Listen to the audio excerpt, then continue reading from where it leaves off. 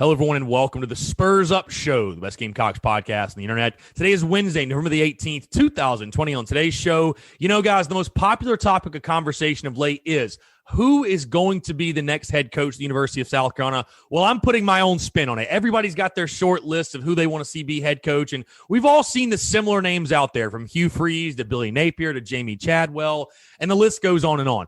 I'm going to give you guys and put my own personal spin, my own Gamecock spin on it, my top 5 alumni I would like to see as the next head coach at the University of South Carolina. Also, I'll give you guys some honorable mentions, guys I'd love to see on staff and involved in some capacity at the University of South Carolina as we continue to evolve in this conversation of who will be the Gamecocks' next head football coach. Also, we are talking gambling. It's Wednesday. Best bet for South Carolina, Missouri. And, of course, SEC gambling picks, as we've got a packed slate of games this weekend of the SEC. Before we get into everything, this is a broadcast brought to you by our friends over at Upstate Movers Group. Guys, Upstate Movers Group, superior moving service. They bring care and attention other companies can't offer because they're just too busy maintaining trucks and profiting off of them instead of focusing on service. Guys, service is what separates Upstate Movers Group from the competition. They're not a trucking company, by the way. They are a moving services company, and they're also employee-owned co-op, which means their movers are paid twice the industry average, and everyone on the crew is just as invested in the success of the project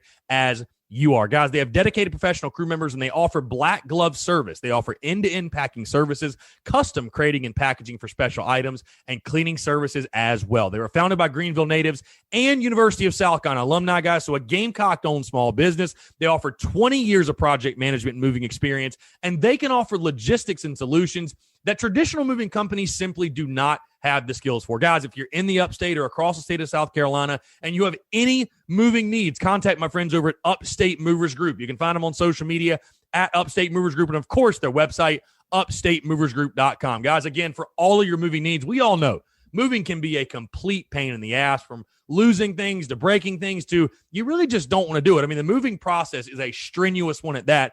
The guys over at Upstate Movers Group, they're going to make your life so much easier, so much simpler.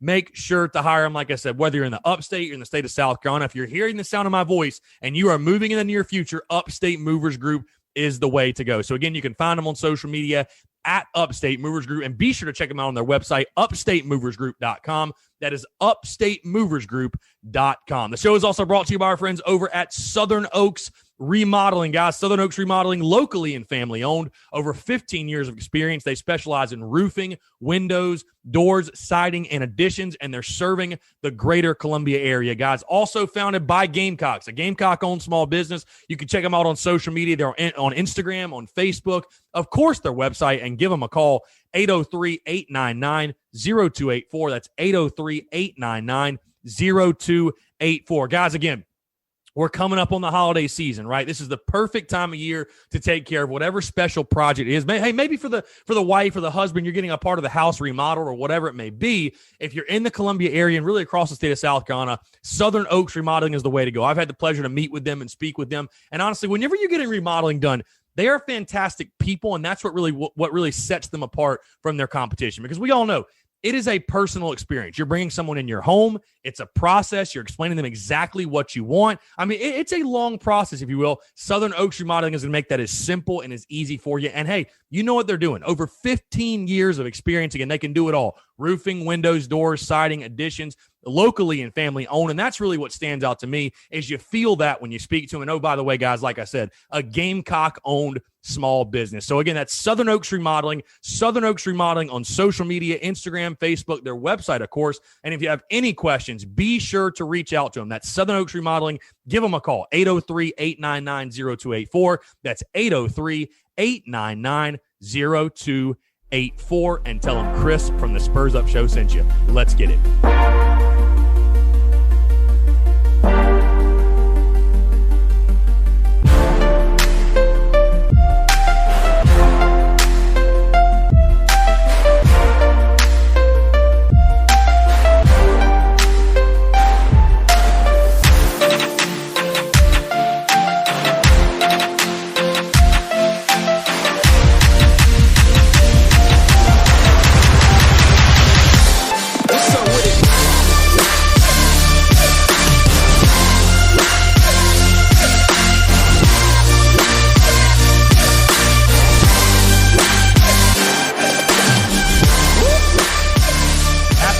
Wednesday. Happy hump day. Hello, everyone. I'm Chris Phillips, host of the Spurs Up Show. As always, appreciate you all tuning in.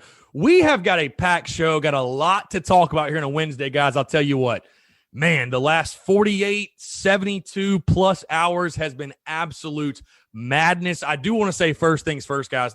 Thank you guys so much for tuning in. And thank you for all the support, the love this week, for consuming the content, sharing the content. I mean, it has been wild, obviously. I feel like it's content overload this week. And I guess that's what happens when you fire your head coach and you begin to search for a new head football coach. And, man, it has been a wild week. It's been crazy. And, again, I appreciate you guys' love, support, consuming the content. You guys are what make this thing roll. So thank you so much for the love. Been a great week for me. I hope it's been a great week for you as well. Again, as we sit here on a Wednesday, whether you're in the office, you're on the commute home, or the commute to the job, guys, hope you're all having a fantastic day. I love the weather, by the way. It's cooled off a little bit of briskness in the air. Christmas slowly keep getting here. I know Thanksgiving just a few weeks away.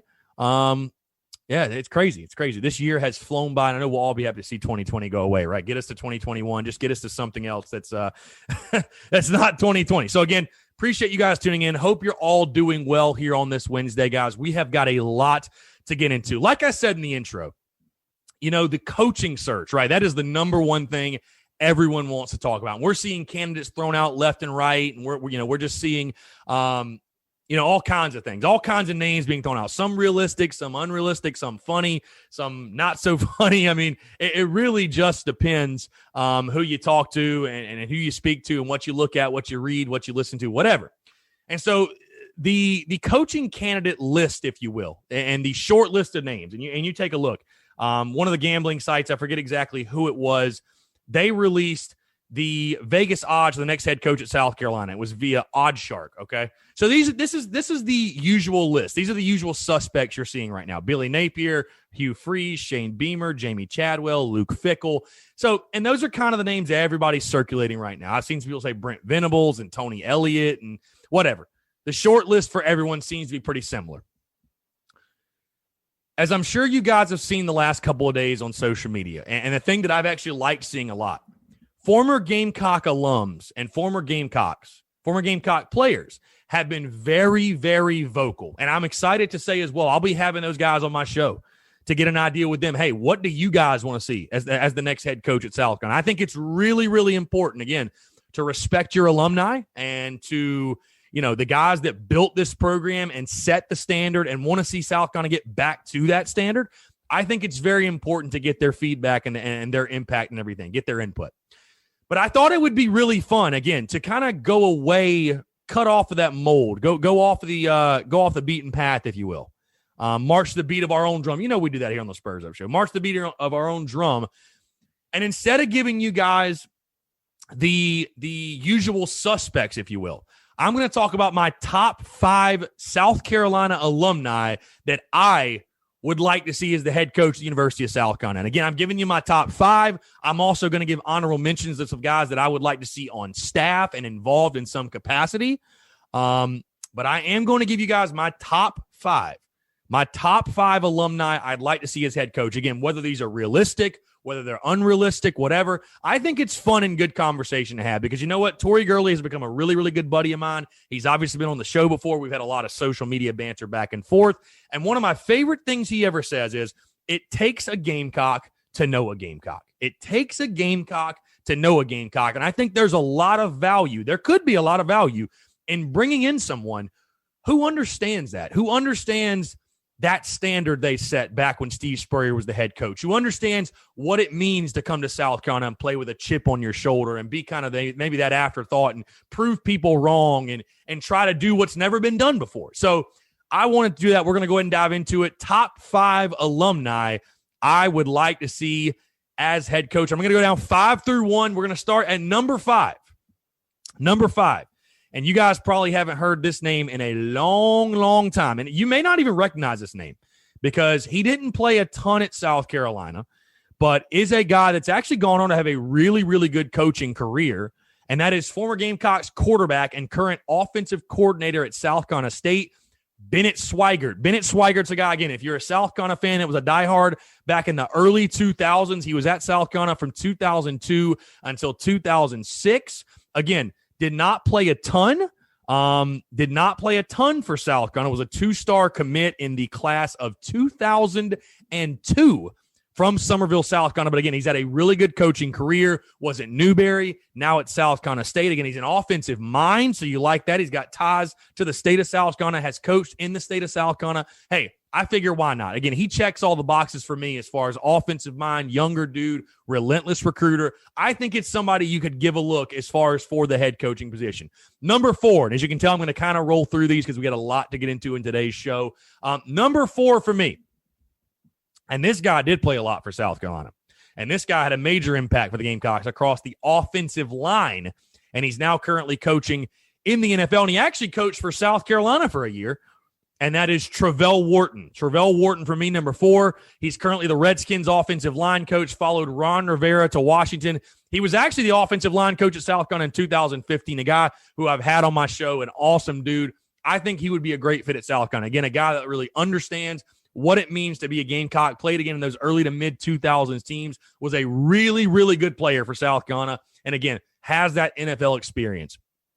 Understands, I think he's a guy that could go find a really, really good OC, a good DC, and again, understands what it means to be a Gamecock. Has seen this South Carolina program in all phases. I mean, again, like I said, the offensive line coach in 2015. So he's seen it at its highest points, at its lowest points. I think he's a guy that could be a great fit. Now, number 3, and this is where the names are going to start getting real familiar to South Carolina fans. And he blew up social media on Tuesday, and I was like, you know what? I got to throw him in this top 5 list. I can't have a list without throwing him in this list. But if you want to get really crazy and go with a guy, hey, let me put it to you this way, guys. If Joe Brady, right? If Joe Brady is a legitimate candidate for the job, and I think people have thrown his name out there and said how much they love to have him as head coach. If Joe Brady's a candidate, then who I'm about to tell you guys as my 3rd top 5 alumni I'd like to see as a head coach at South Carolina should 100% be a candidate. He's a guy that is the epitome of a winner. He's a guy who words can't describe the impact he's had on the University of South Carolina. He did have and continues to have. And again, listening to him speak at the Tuesday presser was like a dream come true. And I'm talking about Connor Shaw, the winningest quarterback in school history. Hear me out. I know it sounds crazy. Doesn't have a ton of coaching experience. Served as, I think, a tight ends coach at Furman, I think it was. He's been on staff with South Carolina under Will Muschamp as far as player development, really more behind the scenes, has now just been promoted to quarterbacks coach. Would that be the craziest thing in the world if South Carolina were to hire Connor Shaw as the full-time head coach? Yes, he's a young guy. He's never been a head coach before. I think if he could surround himself with the right assistants, I think that would be the key thing. You got to find the right assistants. And you can ask anybody. I mean, any great coach, they got to have great assistants. You have to. But, dude, just as far as, I mean, you guys heard his presser Tuesday. You heard his presser yesterday. Just as far as a guy that is going to have his team ready to play and hold up to the standard of Gamecock football, there'd be no one better. There'd be nobody better that you could find than Connor Shaw, who would embody everything South Carolina fans would want in their head coach. I mean, again, the guy's a winner. Say what you want about him, whatever. He is a winner at the end of the day. And you know he would hold his players accountable, and you know he would recruit to South Carolina with such an incredible passion. I mean, you heard that again in yesterday's presser. The passion he has for the university, it's unmatched. It's unparalleled. So I think Connor Shaw, again, as crazy as it may sound, what a splash it would be. And it would be a hire that I certainly think all of Gamecock Nation could get behind. Number 2 for me, we're talking top 5 Gamecocks alumni I'd like to see as the head coach. Number 2, and I think this one would be a home run. I think this would be a slam dunk. I think it would be an awesome hire. And I know what you guys are going to say. I know what the rebuttal is going to be. But number 2 for me is Deuce Staley. And yes, I know everyone says he doesn't have a degree. He can't be the head coach. Who the hell made that rule? Like, who made that rule? That's a stupid rule. I don't understand it. There has to be a way to get around that or change that rule. But either way, these are hypotheticals, so I'm going to put who I want. Number 2 for me, Deuce Staley. Deuce Staley has had a phenomenal career in the NFL with the Eagles. He served as the running backs coach since, I think, 2013. He's now the assistant head coach for the Eagles. And again, that valuable experience in the NFL is only going to help you. Obviously, an offensive guy, was a fantastic running back for the Gamecocks in the late 90s. I think that would be an awesome hire, man. I think he'd bring in an energy and enthusiasm and intensity. I think Deuce Staley would be a phenomenal hire for the University of South Carolina. And my number one out of the top 5 alumni I'd like to see as the head coach of the Gamecocks. And you know what? He's probably going to hate me putting him here, but I'm going to do it. I'm going to do it. And he's a guy I went on his show, and he is a proud Gamecock alumni. He is one of those guys who has a play named after him. And there's not many of those guys. That's pretty impressive. And he's a guy that I know this would be his dream job. And again, I'm sorry, Eric, if you hate me putting you here at the top of this list, so be it, but I'm going to do it. And again, I know this would be his dream job. There would be nobody that would coach this position more passionately and would come to work every day feeling so thankful and blessed and excited at the opportunity to have this job. And that is Eric Kimray, former Gamecocks quarterback Eric Kimray, the head coach right now at Hammond, has obviously coached players like Boogie Huntley and Jordan Birch, who are currently on the Gamecocks roster, but has been at Hammond for a while now, has won a lot of football games. They're actually playing for a state title this weekend at Charleston Southern Stadium. So Coach Kimray, good luck at that as well. But, man, I think Eric Kimray would be a really, really cool hire. I think it would be awesome. A guy that played quarterback. I've had the opportunity, like I said, to go on his show, to talk X's and O's, to listen to Coach Kimray talk X's and O's. And Eric Kimray knows what the hell he's talking about, folks. You listen to this man talk offense. He absolutely knows the ins and outs. He understands the game.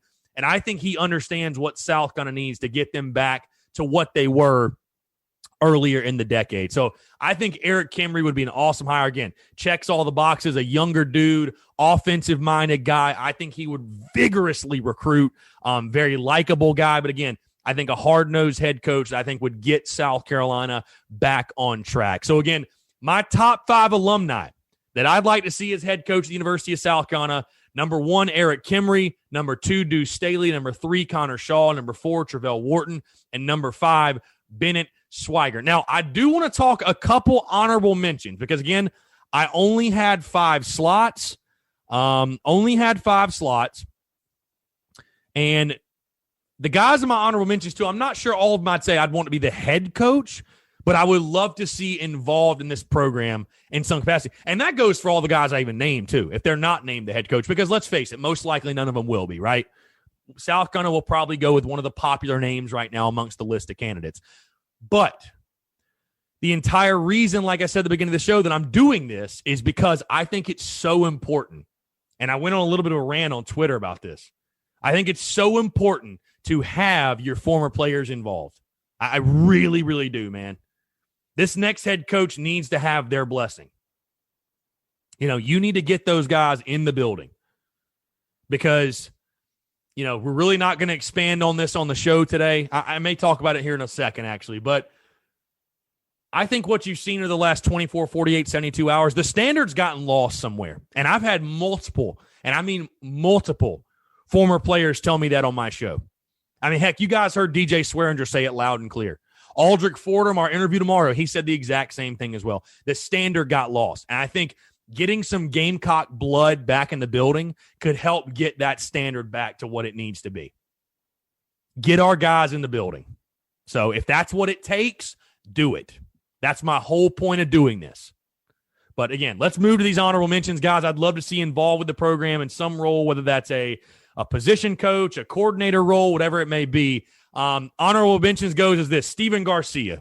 You got to come on. That's got to be one. He's the dude's literally training quarterbacks right now down in Florida. Shout out Steven if you're tuned in. The dude, as many jokes as we make, as much fun as it is a joke on social media and Twitter and all that stuff, the dude has literally got his own quarterback academy. He's literally coaching quarterbacks down in Tampa. what a hire it would be. What an incredible hire to bring him in to coach quarterbacks. Savell Newton, a guy who I've had on my show. Savell, listen, the message I think isn't always delivered the way fans would like it to be, but Savell loves the USC program, and I think he would be a good addition. Jason Barnes, by the way, is a guy that I don't think's talked about nearly enough to come coach wide receivers. Hey, guess what? He developed Jalen Hyatt, who's currently at Tennessee right now, who's been balling out this year. I think a guy, again, had a solid career at South Carolina. Not as decorated as some of the other guys, but a guy who I think would be an awesome addition to South Carolina as far as coaching wideouts are concerned. Marcus Lattimore is a guy that comes to mind. Of course, we got to talk about Marcus Lattimore coaching running backs. And again, I know he's doing his own thing. He's on his own path. That's all great, fine and dandy. I doubt he would actually come back and take the job. But man, how awesome would it be to have Marcus coaching running back? Hey, there's other guys out there too that are coaching. I think of Cliff Matthews, who I believe is coaching at Georgia State right now, if I'm served correctly. I think that's correct. Cliff Matthews is coaching. There are a lot of, Ace Sanders is doing his own individual work with people. There are a lot of former Gamecocks out there, guys, who are coaching, who I think could be great additions to the program. And again, not every coach can be a South Carolina guy, right? I totally understand that. Rod Wilson, another one.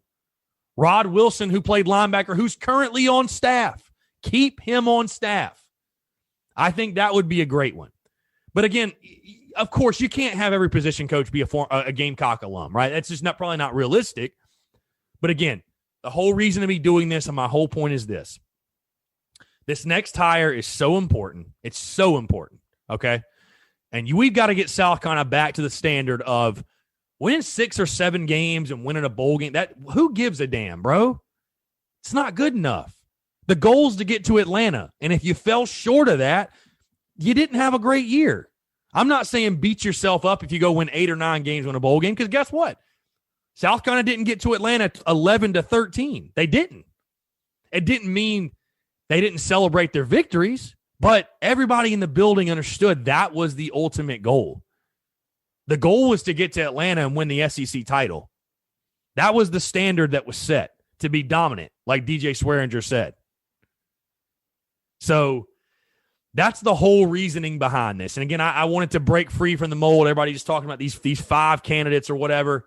I think it'd be awesome to get some Gamecock blood back in the building. So again, that's my top 5 alumni. That's my honorable mentions. Let's find a way to make it happen. Bob Castlin, Ray Tanner, whoever else. Find a way to get our dudes in the building. Because again, especially if you're not going to hire any of these guys, you need to get these guys blessing. That's what you need to do. When you're vetting this next coach, when you're interviewing him, you need these guys blessing. Because you need to make sure you're bringing in a guy. I don't give a damn if he's likable. I don't give a damn if he's nice. Okay? That's not in the job description. You know what is in the job description, though? Winning games. Winning games is in the job description. Make sure you find a guy that's going to come in and set that culture and set that standard. I think he's out there. I think you can find him. But that's why this vetting process and this interview process will be so important for South Carolina. So again, that's my top 5 alumni. That's my honorable mentions. Let's talk about also what happened on late Monday and Tuesday afternoon. And boy, the opt-outs have hit South Carolina very hard.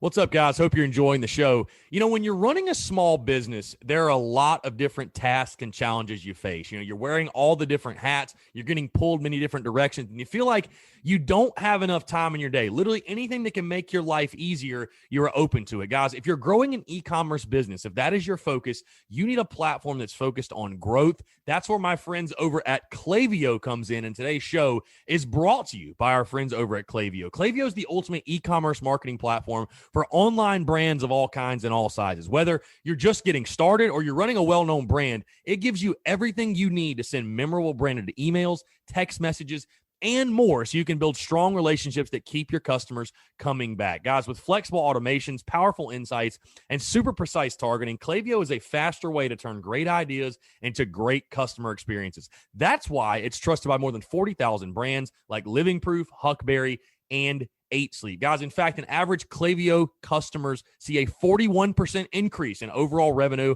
within 5 months. So Klaviyo scales with you so you never have to switch. They support everything from garage startups to iconic billion-dollar brands. Guys, if you want to learn more about how you can grow your brand with Klaviyo, visit klaviyo.com/grow. That is klaviyo.com/grow to get started with a free trial today. Again, that's klaviyo.com/grow, klaviyo.com/grow. Go check them out and tell them Chris from the Spurs Up Show sent you. As you guys know by now, obviously, J.C. Horn and Israel Muschamp both opting out along with R.J. Roderick and Makias Scott. Listen, I'm not going to spend a ton of time on this because I've really already given my thoughts and my comments on it. But, guys, I'll tell you this. Fans, I can understand, and I truly do understand fans being frustrated and upset and having their own emotions about it. But what I will also say is this. Taking to social media to at these guys and go after them and call them out, call them a quitter, and that's not the way to go about it. It's just not. It's just not a good look for anybody on either side. It accomplishes nothing. What fans need to do, hey, they made a business decision for themselves, wish them the best, and move on. All we need is all we got. That's the way I look at it, okay? All we need is all we got. If any player decides to opt out or transfer or do whatever, hey, we're in the midst of a coaching change. A lot of turmoil, a lot of chaos.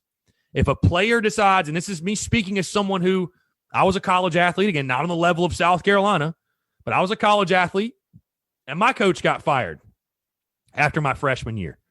I know what it's like to be an athlete in the position they're in as far as there's so much uncertainty. Heck, you don't even know if the next coach is going to want you. So those guys have got to make the decisions that are best for them as individuals and as people. Okay? And guys, especially like J.C. Horn and Israel Muschamp, have played some really good football for you, and I thank them for that. But again, all we got is all we need. That's my mentality on it. I'll wish whoever opts out and transfers the best, but I'm excited. Hey, all we need is 22. All we need is 22 to play. We'll find 22 guys who want to go out there and compete and fight and battle for the University of South Carolina. Okay? We'll find them. I guarantee you we're going to have 22 that want to play, that want to be on the field for South Carolina, that want to play for the front of the jersey. So, again, it's not a slight at JC, Izzy, Makias Scott, or RJ, or any of these guys. Not a slight at any of them. But they got to take care of them, and University of South Carolina's got to take care of us. So, like I said, wish them the best, guys. I understand it's really, really frustrating. Hey, you can feel however you want. If you think they're quitters, if you think they're scumbags, that is totally your opinion. I don't hold it against them. They're making a business decision for themselves. That's totally fine. I don't hold any ill will. Best of luck. We'll be watching from afar. We'll be pulling for you. Hey, if you don't feel that way, that's totally fine. I would just say to fans, guys, just don't go out in the comments and on Twitter and Instagram and be ripping the kids. It's just, you know what I'm saying? Like, nobody wins in that scenario. That's all I'm saying. Nobody wins. Nobody wins. It's just that this is the era of college football we're in, especially with 2020, with the opt-outs and it's just with the transfer portal. It's just how college football goes, guys. It is what it is. And I would tell you this too, and it may hurt some people's feelings. And, I don't know how you guys will take it, whatever. I don't know how maybe some fans would take it, but this should also show you guys, most players, I would say the majority, don't love your school the way you do. These guys are using the University of South Carolina as an outlet to get themselves to the league. Okay? So for most of these guys, it's not forever to thee. It's forever to me. And again, that's not me calling any of these guys out or anything. That's just the reality. Okay? That's just the reality. And again, nobody should hold that against them, but it's just the reality. So I think it'll be, and I think here's the thing, guys, the positive spin we should all be putting on this, and I said this on social media, but the positive spin we should be putting on this is this. you now have the opportunity, because listen, you were going to lose JC and Izzy after this year. You knew that. But now you have 3 games. Hey, we get to look at the young talent of the roster. Who are going to be the guys that are going to step up and fill in once these guys leave? You know, the Cam Smiths, the Shiloh Sanders, the Jalen Dickersons, the Darius Rushes, the Joey Hunters, the O'Donnell Fortunes. You know, those guys are going to have to play. I mean, they are. So I think, you know, on a positive note, those guys opting out right now gives South Carolina the opportunity to, you know, get a look at some new guys, get a look at some fresh talent, and just see what they can do. You know, because again, you're going to have to start building to next year. You're not going to have JC and Izzy next year. You weren't going to have them either way. So, you know, I think of putting a positive spin on it, you know, one person's opt out is another's opportunity. It'll be fun to see some of these young guys play. Just see what they want to do or see what they can do. But, you know, like I said, it's no ill will. It's no hard feelings. They're making a business decision that's best for them, and I totally respect it. But all we got is all we need. We'll find 22 that want to go out there and compete and fight and scratch and claw for the University of South Carolina and fight through this adversity. We'll find 22 guys. I don't care if it's 22 walk-ons, bro. If it's 22 that want to be out there, I'll ride with them. Win, lose, or draw, I'll ride with them all 3 games. I don't give a damn if we get killed every game or if we win all 3. Give me 22 guys who want to go out there on the field and compete for the University of South Carolina. I'll ride with them. So, you know, it's crazy. I could just keep going on because we still got to get into the best bet and the SEC gambling picks, and there's just so much to get into. So much is going on right now, guys. It's like I don't even know if I could talk about it all on the show. Because I know many of you have questions about things that have been said by former and current players on social media. And I will just really summarize it this way because I do want to address it. And I'm not going to pick out one particular tweet or one particular thing that's been going on. But the one thing I'll say is this. I think as these days go by, and the more and more I've seen at least, former and current players saying things, and the way things are going down, and you know, you saw J.C. Horn's brother going at people and saying things, you know, we can all sit back and say Will Muschamp was a likable guy and a nice guy and this and that. Look, none of us know him, first off. None of us know him behind closed doors. We just go off of what we see when he spoke to the media. Okay? Now, listen, I'm not saying he's not. I think he is a cool dude. I think he's a likable guy. But I think what you're also seeing, I don't think the culture was as great as some made it out to be. Just flat out. I could be totally wrong, could be totally missing the mark. But from some of the comments you've seen, you know, it truly does reiterate the point that DJ Swearinger made to me. The standard's been lost. The standard got lost somewhere. And I think you've seen that rear its ugly head. And, you know, again, what I'm about to say might piss some people off, and I really don't care. From everything I've seen, again, I think the cultural issues that existed are rearing their ugly head. And you know what stands out to me the most is that the culture under Will Muschamp was soft. It was really soft. Soft as a marshmallow, man. I mean, honestly, like from some of the things I've seen guys saying and woe is me and complaining. And again, I'm not calling out any individual specific guys.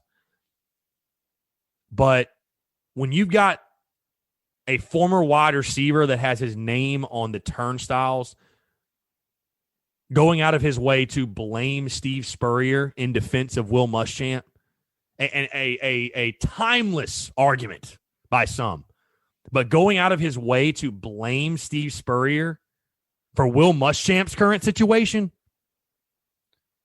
you're soft, man. It speaks volumes. It speaks volumes about the culture behind closed doors.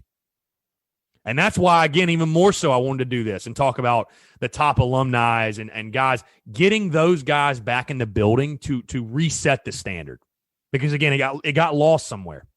It got lost, flat out. So, again, just wrapping this up, I mean, that's why another reason I think this next hire will be so important, because you need to make sure you are peeling back the layers and finding the guy who is going to bring in the right mindset and is going to set the standard, and the culture is going to be there. I don't give a damn how likable he is or how nice he is. Winning games is what matters. Again, I'm not saying I want the guy to be a total scumbag, but hey, Steve Spurrier was a dick, right? He was a dick, but he won, and he got the most out of his guys. And those teams were hard-nosed, and they were tough, and they were mentally tough. Would anybody look at South Carolina's team right now or the Will Muschamp era and say, yeah, that team was mentally tough? I wouldn't. Just look at social media. Just look at social media, bro. Hey, now that they're gone, again, nothing but love for them, but call the facts of facts. J.C. Horn and Israel McQuamu, after every game on Twitter, name searching, looking for people talking about them. Mentally tough players don't do that. Mentally tough teams don't do that. So, just call it for what it is. So, anyways, that's my take on it, man. I wish him nothing but the best. I hope JC, Izzy, RJ, Makias, Scott, if anybody else transfers or opt out, best of luck to you. You're going to proceed. We're going to proceed. So, all we got is all we need. All right, let's move to the gambling stuff. Best bet for South Carolina, Missouri, guys. Best bet for South Carolina, Missouri, and it's presented to you by our friends over at Yardware, guys. Today's show is brought to you by Yardware, which is a veteran-owned and operating company licensed by the University of South Carolina, selling must-have Carolina yard and wall signs. Guys, these signs are made out of 12-gauge laser-cut steel, and they come in both garnet and black. Oh, by the way, another Gamecock-owned small business founded by the University of South Carolina alumni, guys. Football season's in full swing. Christmas is right around the corner, guys. This sign is awesome. The detail, the quality, really what stands out, and it's the perfect gift for any Gamecock fan, guys. You can order yours today at yardwaresigns.com. That is yardwaresigns.com. They're also on social media as well at Yardware Signs. Again, guys, we're coming up on Christmas. You're going to Christmas parties. You got to buy somebody a gift, whatever, especially if they're a Gamecock fan. First things first, get one for yourself. But whether it's your uncle, your brother, your sister, your wife, your cousin, anybody in your life, your friend, whoever it is, anybody in your life, this sign is a perfect gift for them, man. A Gamecock fan must have this, dude. It's not going to break the bank. Only $34.95, and you can put it anywhere. Your yard, your studio, your office, your man cave, your living room, dining room, bedroom. Obviously, I have mine in my studio. You guys see it all the time. I love it. I mean, I absolutely love this thing. So again, that's Yardware Signs. Check them out on social media at Yardware Signs. You can order your sign today, yardwaresigns.com. That's yardwaresigns.com. All right, let's move to best bet. USC, Missouri. Missouri, a 6.5-point favorite, over-under set at 54.5. So this opened up as Mizzou a 4-point favorite. They now sit at 6.5, which I think is to be expected with the coaching change, with the opt-outs, with the turmoil that is facing South Carolina right now. I take a look at this game, and again, I'll be giving my prediction later in the week. But from the gambling side of things, what type of South Carolina team shows up this weekend? What type of energy does South Carolina play with? What type of resolve? What type of motivation? What can Mike Bobo get out of this South Carolina team? It sounds like to me he's not going to be making any wholesale changes. We'll say offensively, I think Colin Hill's still going to be your guy. I think the offensive identity is still going to look very much the same. And obviously on defense, you don't have J.C. Horn. You don't have Israel McQuamu. You don't have R.J. Roderick. Hell, you had to move Zaquandre White to safety because you lack secondary depth. So you're hurting on the defensive side. You take a look at Eli Drinkwitz. He beat you last year with Appalachian State. Now he's at Mizzou. I don't have a really good feel on the over-under in this game. But when it comes to the spread, guys, when I look at this game, because Mizzou is not a world beater, by the way. They're not some great team or whatever. They're kind of like South Carolina.